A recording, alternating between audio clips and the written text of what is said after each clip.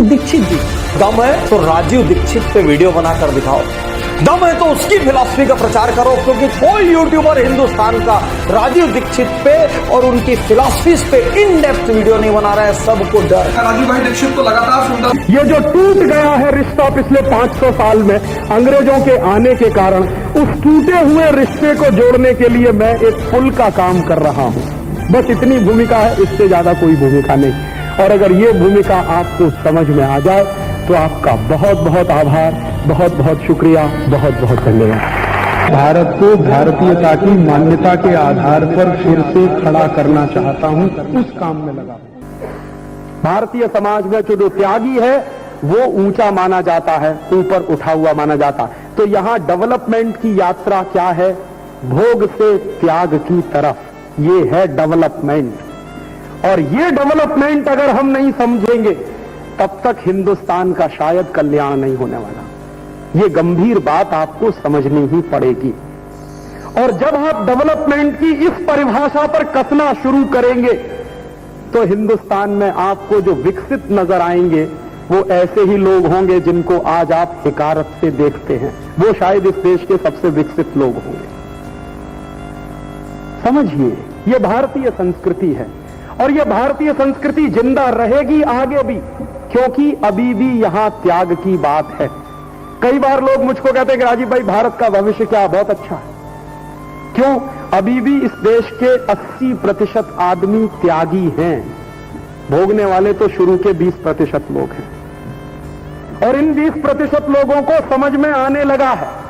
ऐसा नहीं है कि वो समझ नहीं रहे, वो समझ रहे हैं कि जीवन की जितनी सुख सुविधाएं हमने बटोरी उतना ही ज्यादा गोलियां ले लेकर नींद आती है।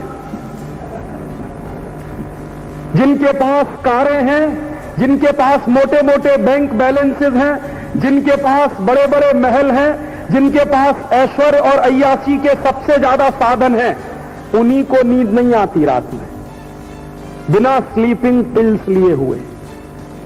और जिनके पास कुछ नहीं है, दिन में 10 रुपए की मजदूरी करते हैं, चादर तान के ठाठ से सोते हैं, सवेरे आंख खुलती है और सड़क पर ही सो जाते हैं।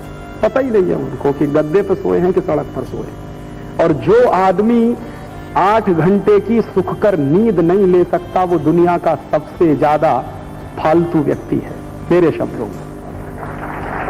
जिसको नींद नहीं आ रही है, जिसको भूख नहीं लग रही है ठीक से, जिसका शरीर ठीक से काम नहीं कर रहा है, जो 12 घंटे 24 घंटे डिप्रेशन में दबा हुआ है, कौन सा विकसित आदमी है?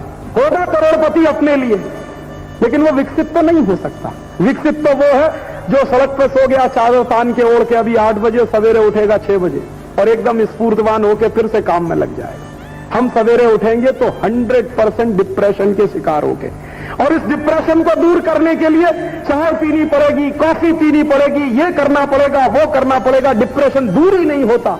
और वो बेचारा सवेरे उठेगा, सूखी रोटी खाएगा प्याज के साथ और खाएगा नमक और चल देगा काम पर, फिर रात को आएगा, सो जाएगा।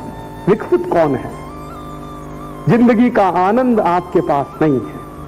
और आप ये जान लीजिए, जीवन में अगर आनंद नहीं है आपके पास तो करोड़ों रुपए की संपत्ति कोई मतलब नहीं रखती।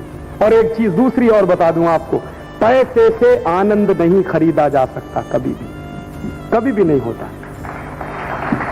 अगर पैसे से आनंद खरीदा जाता तो जितने करोड़पति लोग हैं वो सबसे आनंद वाले होते।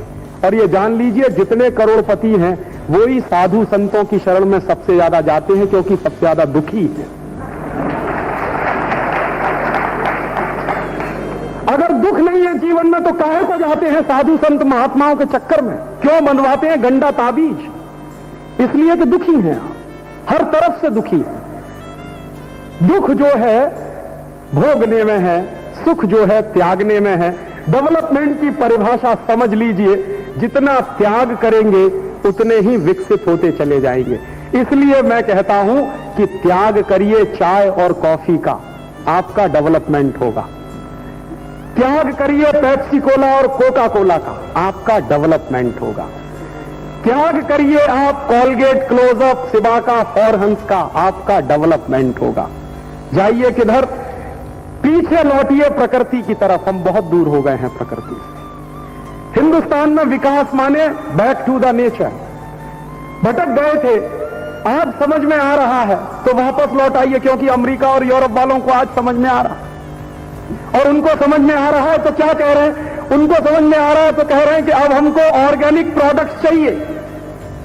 अमेरिका में उस किसान को सबसे बड़ा इनाम मिलता है जो बिना केमिकल फर्टिलाइजर के गेहूं पैदा करता है, सबसे बड़ा इनाम उसको मिलता है।